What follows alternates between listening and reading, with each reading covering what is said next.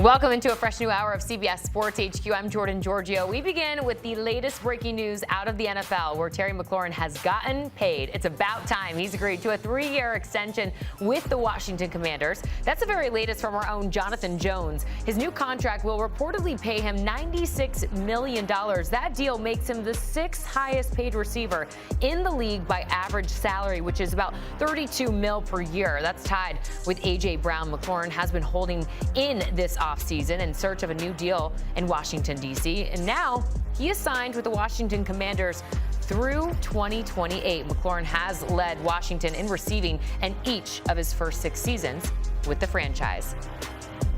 For much more on this, let's go ahead and say hello to our own Douzable, who's here with me here in studio. Joining us from afar, Ryan Wilson. Guys, just like we drew it up August 25th, 12 days but for the season opener, Terry McLaurin, the Commanders, agreed to terms, 3 years, $96 million. You know that Ravens Commanders Super Bowl prediction from you last week? It's looking pretty likely. Looking really good right now because they weren't going to get there without scary Terry McLaurin. So rejoice, Commanders fans, rejoice. This is a guy, to your point, Jordan, who's been a consummate pro for this franchise, even through their ups and downs.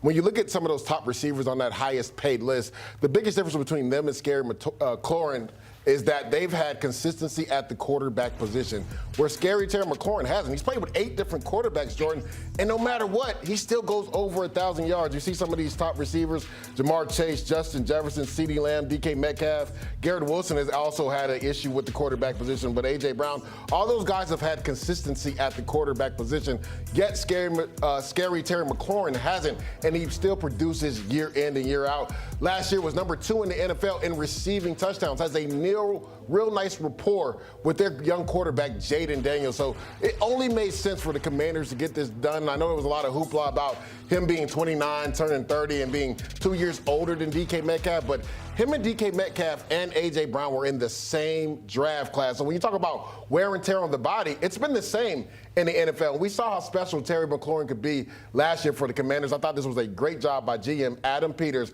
also Dan Quinn, to get their top receiver under contract, continue to build that camaraderie and connection with their young quarterback, Jaden Daniels. Hey, Jordan. Hey, LD. Good to see you guys. And here's the other thing that you talked about, Lige. I don't care that he's 29, almost 30, because I would argue, and Haley and I talked about this over the weekend on HQ, that I was wondering where he would come in around 33 or 32, came in at 32 million, just $1 million below average annual value of DK Metcalf. I would argue he's more important to what Washington, Jaden Daniels, Cliff Kingsbury want to do than what DK Metcalf did last season in Seattle, when there were times where we saw him and Geno Smith not forget about being on the same page. They weren't reading from the same book. And arguably what he'll do with Aaron Rodgers in Pittsburgh. I think that's how important Terry McLaurin is, and rare is the case that anyone who is not a quarterback has a little bit of leverage in NFL contract negotiations. I think Terry had some leverage here because you talked about it, LD. After his name, when you look at the depth chart at wide receiver, yes, there's Deebo Samuel. I think he's more of a 1A than a 1, and he has had that injury history. Then you have Noah Brown. Then you have Luke McCaffrey. Then you have a lot of questions about what the rest of that wide receiver room is going to look like. So I love this move. I think we all sort of felt like it was going to happen. Maybe not this late in the process, but it's done, and we can move on, and then the Commanders can focus on the Philadelphia Eagles. Not a matter of if, just a matter of when. It was getting a little close. Too close for comfort, though, for me personally. I do want to get you in on that conversation, though, when it comes to the numbers, because there was a lot of talk about what Terry McLaurin deserved to get.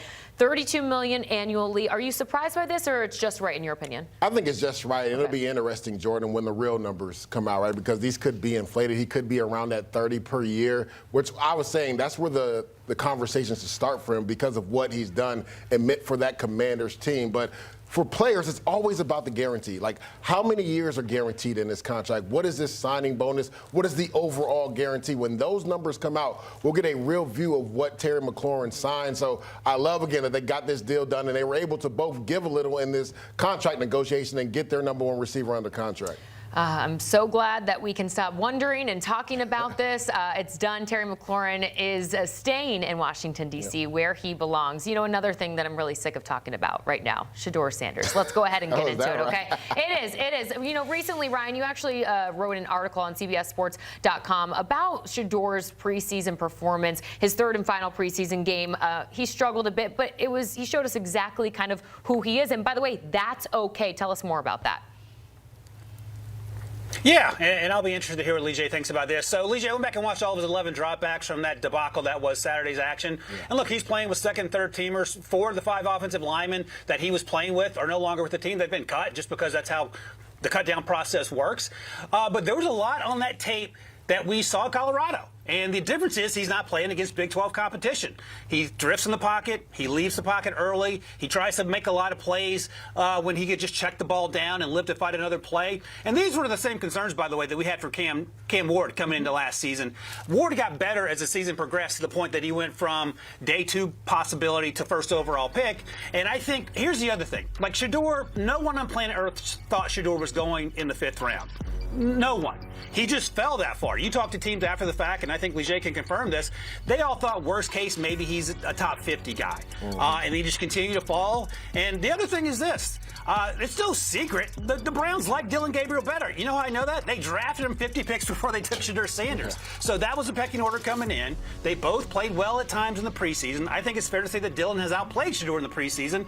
And Andrew Berry, the GM, Kevin Stefanski, the head coach, have repeatedly said that they are both developmental quarterbacks. So I think if we start from that and work forward, it's okay that everyone isn't playing. This isn't 6-year-old T-ball. There is no requirements that everyone needs to play 30 minutes a game. It's the NFL. Ryan, I'm so glad the way you finished that statement, saying they're both developmental quarterbacks, because I think people tend to forget that, right? There's going to be ebbs and flows, especially for young players. And when you look at it, Shedeur Sanders, his first outing versus the Carolina Panthers, compared to what he did this past weekend versus the Rams, way more decisive with the ball. That's what I saw when I turned on the tape versus the Cleveland Browns. He wasn't decisive with the ball. He held it. You talked about him drifting back. Now, to your point, right, the offensive line was abysmal. Receivers weren't getting open. But that's part of the development for young players, right? When things aren't going right, how do you handle adversity? How do you respond? Now, the thing for Dillon Gabriel, when he was out there, I think that aided him and aids all quarterbacks is he had a run game. There was a lot of times where Dillon Gabriel was in 2nd and 2, 2nd and 3. But even when he was in 3rd down, I loved his process where Shedeur was in 3rd and long constantly too much. And as a defensive lineman, you can just ping your ears back. But again, that's part of the developmental process. People saying that they set him up to fit. No, that is what it is in the preseason. When you're playing with 3s and 4s and guys that are not going to be on the roster, things don't always come together. But as a player, it's your job to handle that adversity and respond. So that's all a part of development as a young player. Neither one of these players are going to start for the Cleveland Browns in the beginning of the season. Now, they may play later on, but this is part of the developmental process. And Shedeur Sanders had a lot of success his first outing. And his second outing, he didn't have as much success because things weren't drawn up perfect for him. So to Ryan's point, you got to be able to step up in the pocket. Don't veer away from the pocket. Don't see that phantom pressure. And when the first read is open, taking it. I think that's what Dillon Gabriel did a really good job of throughout the preseason. So he'll begin the regular season right where he began OTAs. QB4 behind Joe Flacco, Kenny Pickett, and the guy who went 50 picks ahead of him, Dillon Gabriel, and that is okay. He's in that development stage. You know, Ryan, I do want to come back to you on this. If his name wasn't Sanders, would we be sitting here wondering what the Browns were doing with their 5th round pick? No, and I'll give you 2 words, guys, and you can react however you want to. Quinn Ewers. Quinn Ewers went the 7th round. No one cried for Quinn Ewers when he went from what was potentially a first-round pick 12 months ago all the way to the 7th round. He could have come back to school, probably gotten more NIL money. He would have to left Texas. That's okay. Guys transfer all the time, and he's quietly gone about his business. And I will give Shedeur credit. He is not making excuses. He is not looking to point fingers. He is saying, I'm in control of what I can control, and I'm doing the best with the opportunities that I'm provided. He's not saying I need to be taking more first-team reps. He's not doing any of that. So I applaud him for that. But I also said this, and we've talked about this, LD, in the wake of the draft.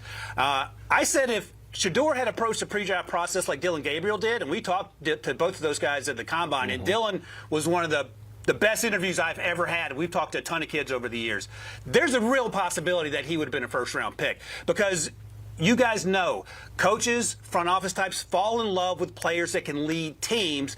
And I think if Shedeur had a time machine, and if he were being honest, he would probably say he didn't handle that part of the pre-draft process as well as he could have. The tape is the tape. And there's a lot to love about what he did at Colorado. But the last 3 or 4 months leading up to the draft probably did him more harm than good by the time it was all said and done. All right, let's go ahead and keep the Sanders talk going, shall we? Shedeur's brother, Shilo Sanders, just hours after being ejected from the Buccaneers' final preseason game for throwing a punch, was waived by Tampa Bay. In your opinion, is there an excellent landing spot?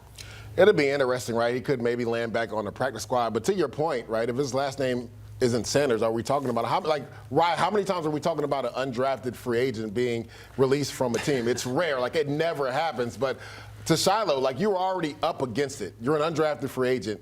You can't throw a closed fist at somebody in the game, right? We know the rules. You're getting ejected for that. So that's something that the Bucs are going to keep a mental note of. And actually, every team in the NFL, you got to be able to have some composure. Yeah, I know it's tough, and I know that guy was blocking you past the whistle, even had his hands in your face mask, but you have to have some restraint. You cannot throw a closed fist at a player because you're going to get ejected from the game, and essentially that's exactly what happened. And it hurts you in regards to having a chance to make the 53 roster and maybe even the practice squad with the Bucs. And you see it right here, right there at the end, right? They were good when they were jockeying back and forth, but that last punch, and you see my guy Todd Bowles, you can't do that. You just cannot do that. Hey, Leisure, let me ask you this, because you were undrafted and you played more than a decade in the NFL because you found a way to do it.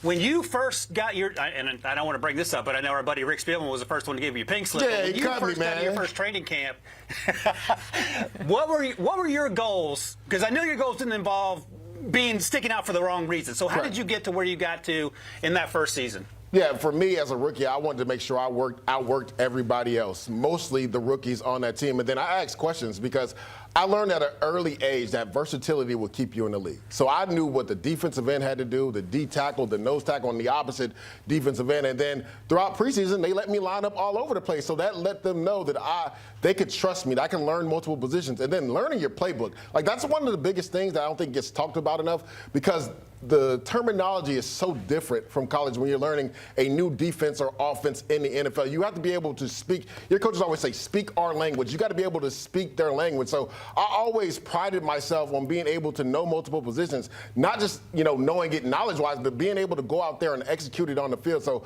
I think that was my mentality going into camp as an undrafted free agent. Obviously, I was pissed off because I felt like I should have been drafted. So I had that old boulder chip or whatever they want to say on the shoulder. But I wanted to make sure I was versatile, knew exactly what I wanted to do. I didn't want to have any missed assignments, and I didn't want any loafs on tape. That's one thing that is a pet peeve for coaches.